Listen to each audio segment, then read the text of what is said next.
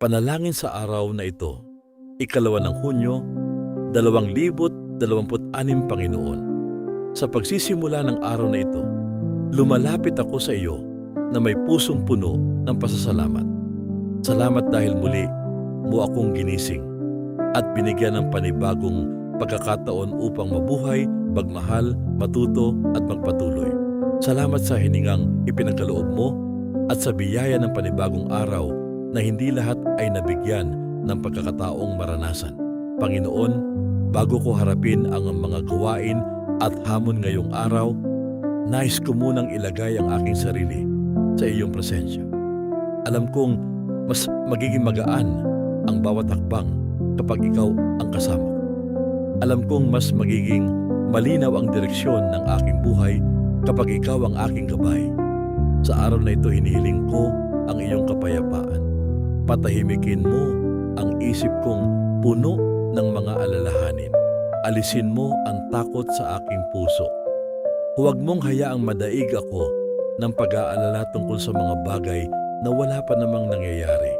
Turuan mo ako magtiwala sa iyo at maniwala na hawak mo ang lahat ng detalye ng aking buhay. Panginoon, may mga laban akong kinakaharap na hindi alam ng ibang tao. May mga problemang tahimik kong dinadala. May mga tanong akong hanggang ngayon ay wala pang sagot.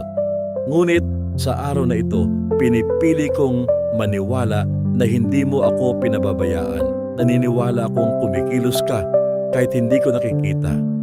Naniniwala akong may mabuting plano ka para sa akin. Bigyan mo ako ng lakas upang harapin ang anumang pagsubok na darating ngayong araw. Kapag ako'y napapagod, palakasin mo ako. Kapag ako'y nanghihina, alalayan mo ako. Kapag ako'y nalulungkot, yakapin mo ako ng iyong pagmamahal at kapayapaan. Panginoon, gabayan mo ang bawat salita na aking bibigkasin. Naway maging maingat ako sa aking pananalita. Tulungan mo ako maging mabait, mapagpasensya at maunawain sa aking pakikitungo sa iba. Huwag mong hayaang manaig ang galit, pagkainis at negatibong damdamin sa aking puso. Pagpalain mo rin ang aking pamilya. Ingatan mo sila saan man sila naroroon.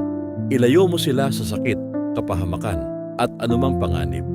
Punuin mo ang aming tahanan ng pagmamahalan, pagkakaisa at iyong banal na presensya. Panginoon, pagpalain mo rin ang aking hanapbuhay, pag-aaral, negosyo at mga pangarap. Buksan mo ang mga pintuan ng oportunidad na naaayon sa iyong kalooban. Bigyan mo ako ng karunungan upang makagawa ng tamang mga desisyon. At kapag may mga bagay na hindi naaayon sa gusto ko, tulungan mo akong tanggapin ang iyong plano ng may pananampalataya. Sa panahon ngayon, maraming tao ang pagod, nalulungkot at nawawala ng pag-asa.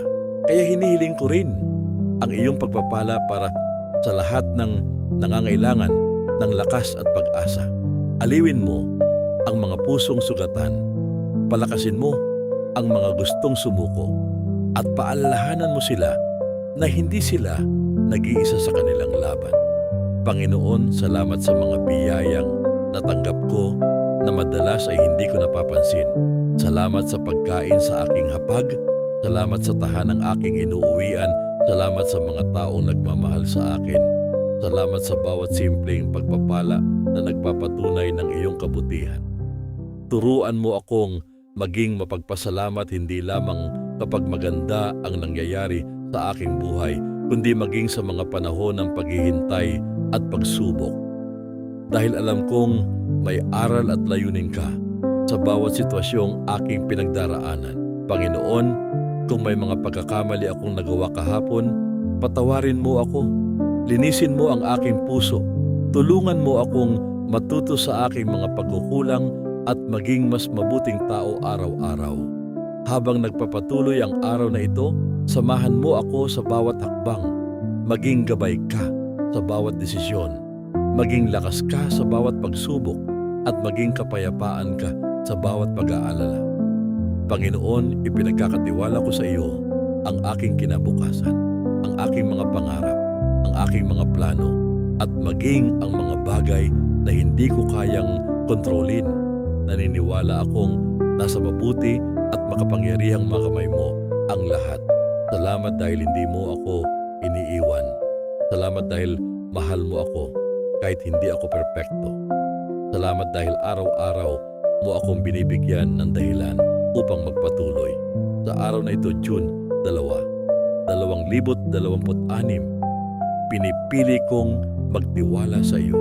Pinipili kong manampalataya. Pinipili kong umasa. Ito ang aking panalangin sa pangalan ni Jesus. Amen.